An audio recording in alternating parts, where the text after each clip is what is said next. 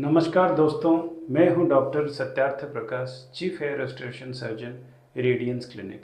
Radiance clinic में हमें almost 20 साल का एक्सपीरियंस हो चुका है।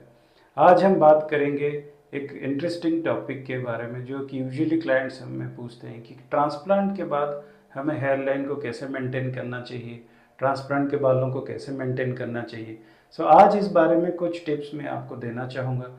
जैसे कि ट्रांसप्लांट के बाल हम लोग जानते हैं कि पीछे साइड से लेके लगाए जाते हैं, और कोई भी बाल हो उसके लिए एक प्रॉपर डाइट, न्यूट्रिशन, ये सब चीज़ों की बहुत ज़रूरत होता है। जैसे कि एक बैलेंस डाइट चाहिए जिसमें कि हर टाइप का फूड्स में हमें एक बैलेंस रखना चाहिए।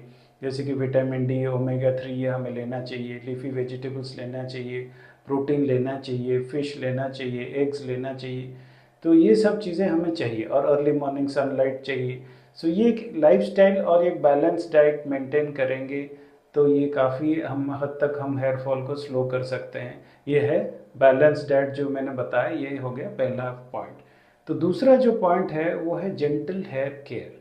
अब जेंटल हेयर केयर में जैसे बालों को बहुत टाइट नहीं बांधना है। जैसे कि बहुत टाइट अगर बांधते हैं तो उसको क्या होता है, ब्रेकेज की ज़रूरत मतलब हो सकता है, वो पुलिंग इफेक्ट हो सकता है। और कोई भी हम माइल्ड शैम्पू या कंडीशनर हम एडवाइस करते हैं यूज़ करने के लिए, कोई हार्श शैम्पू और कंडीशनर हम लगाने के लिए यूजुअली मना करते हैं। तो ये जेंटल हेयर केयर एक दूसरा पॉइंट हो गया।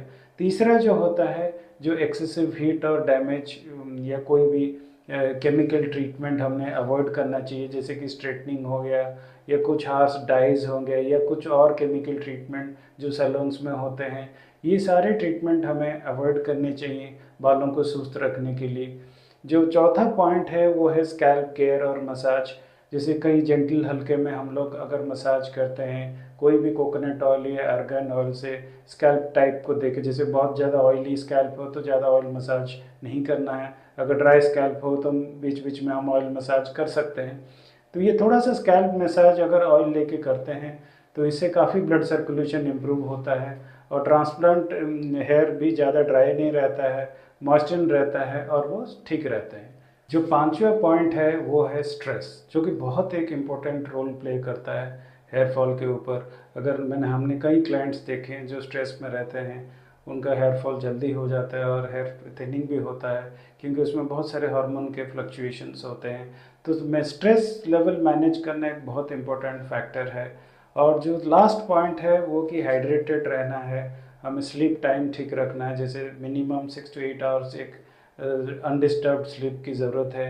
फिर हमें हाइड्रेटेड भी रहना है, अपने मतलब डिहाइड्रेटेड नहीं रहना है। हाइड्रेशन बहुत ज़रूरी है बालों के लिए।